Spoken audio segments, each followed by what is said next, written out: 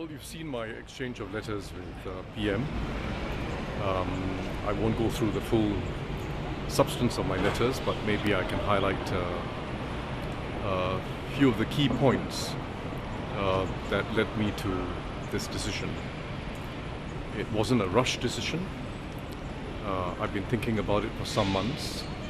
I wanted to wait to see whether President Halimah was going to stand again, but people have been talking to me for some time. I said it is a difficult decision because I'm very comfortable as a policymaker.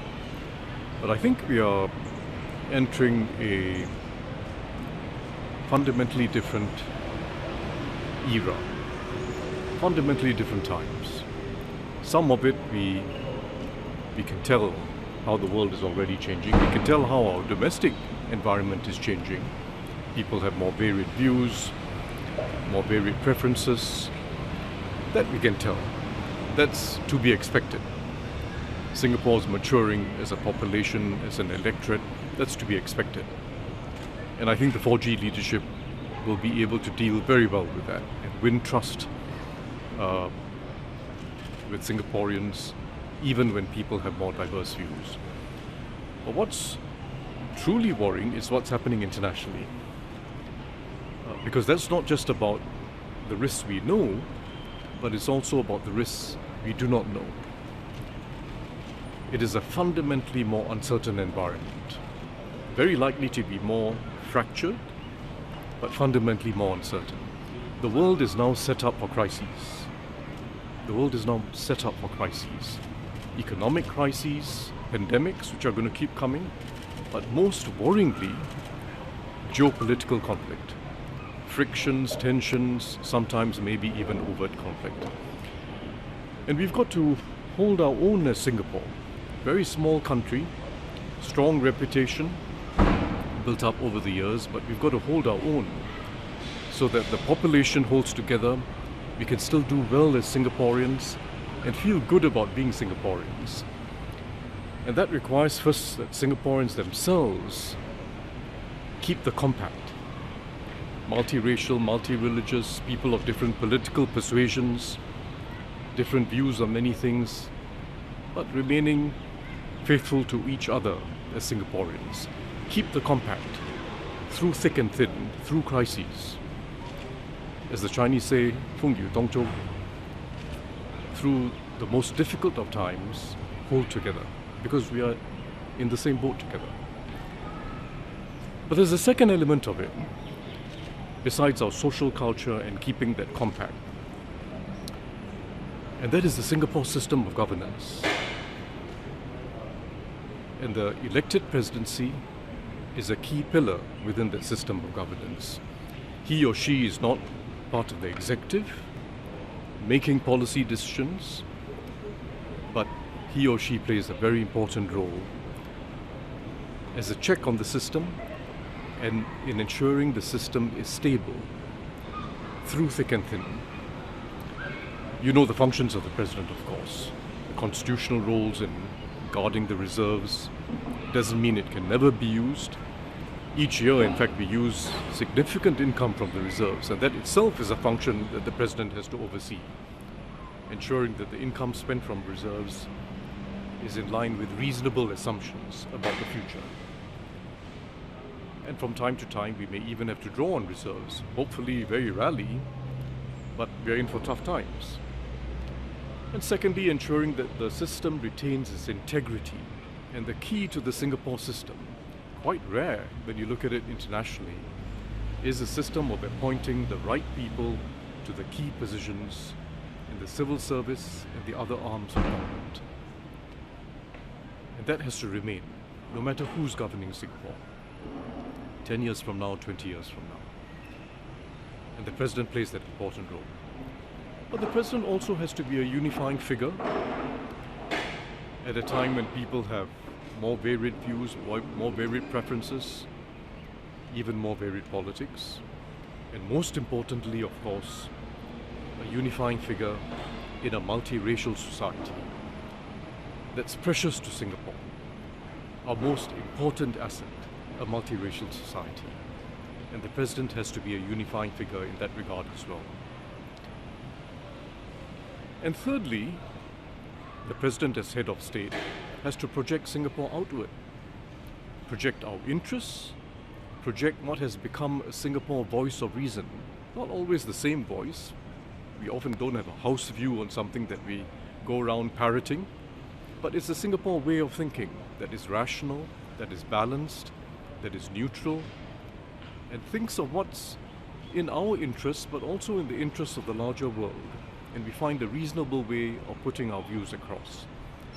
And besides the Prime Minister, other ministers, the head of state can perform that role.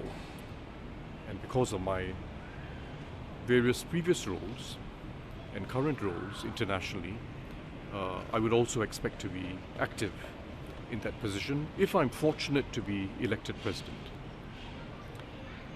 I make no assumptions about my chances in this race. I've never made assumptions in all the elections I've taken part in. This is different because it's not a political contest. Unlike general elections I've been through, this is not a political contest. This is about choosing the right person, but I still make no assumptions about my chances. I put myself forward to serve to the best of my ability, using all my experience in economics, in finance, in international affairs, and the standing I have internationally. I put myself forward to serve Singaporeans in this new role. Not a political role, but a different one that has to be above politics. It has to be above politics. And I feel the time is now right for me to serve in this role and keep the Singapore system strong, keep our social compact strong by being that unifying figure and ensuring that the integrity of the system is here to last. So let me say that to explain a little further why I've made this decision. It wasn't an easy decision, but I feel that this is the right thing for me to do at this point. Hi, FM. I'm Natasha from the Straits Times. So you actually answered one of my questions, but I would like to ask you, would you think that race would be a disadvantage since this is an open election? Race is an issue everywhere in the world. It's an issue in the United States, in the UK, everywhere. And you find exceptions to the rule. I think in Singapore, particularly when you're new in politics, it will be an issue. People look at you for the first time, they don't know you well. I have the advantage of having been around for some time. I have not, it has not been an issue for me in Jurong. But I guess I also have the advantage of being known to Singaporeans and having been a minister in various capacities for some time in education and finance and other areas. And even in education, I would say, I had very strong support from all segments of the community. So it hasn't been an issue for me. That doesn't mean it isn't an issue from time to time everywhere in politics. I hope it is less of an issue in future. I think it will be less of an issue in future as well. Singaporeans are changing. But in my case, I would say it has not been an issue. This is Amy from Zaopao. So you mentioned previously, long time ago, that you have not thought of being a PM. Then why president? And when did you actually make that decision of running for election for the presidency? Well, you know, a lot of my instincts were shaped as a sportsman. I spent my growing years spending 200% of my time in sports. And I played many games. But I found in almost all the games I played, particularly competitive field games at a very high level, that I never liked being centre forward. In fact, I didn't particularly like being the person who scored goals. But I enjoyed greatly, and for some reason was quite good, at being centre half, left half, sometimes fullback. I don't know why, but I like guarding the back. and I like planning the game. And I enjoy making a deceptive pass to the person who's really the centre forward to make the most of the ball. So that's me. I'm not a centre forward. I've always been a centre half or half back and sometimes a full back. But we all play critical roles in that same team. Hi. And then when did you make that decision? Specifically, when did you come On which one? to run for elections for president? President? Well, I've been thinking about it now for several months because people have been asking me. To be frank, even when I sit down in my hawker centre every week, people come up to me. They're not, very often not my residents, but as you know, in Singapore, one of the favourite pastimes is people go around the island looking for food to eat in hawker centres. I get people just coming up to me and asking me. And I have a good laugh and sort of wave it off. But I know that they're not joking and they do want me to consider. And in recent months I thought harder about it, in part because of the way the international environment was changing. And my conviction is that Singapore can do well and weather the storms, wind or rain, if we hold together and our system is strong, system of governance is strong. So it's both about people holding together, but also about our system of governance. The two go together. If our system of governance falls apart and there's no check on the government being able to draw on reserves or appointing its own people willy-nilly, the trust of the people itself will easily dissipate. They go together in this small country. Once Madame Halimah, of course, announced the decision, I knew I had to take it very seriously. I was leaning that way already, but once she made her decision, I felt I had to take it seriously. And once I made up my mind, I felt, look, this is a very important matter. No point hedging and disguising the fact that I intend to stand. I should just come out openly and say it. Minister, what are some of your priorities if you are elected, and what do you hope to achieve if you're elected that you cannot already do in your role being as part of several statutory boards or even international bodies? It's a fundamentally different role. First, of course, the role of the president constitutionally is unique to the president, and it's not that a senior minister or any minister can play, which is to be the second key and to have to vet key appointments in government. That's a role unique to the president.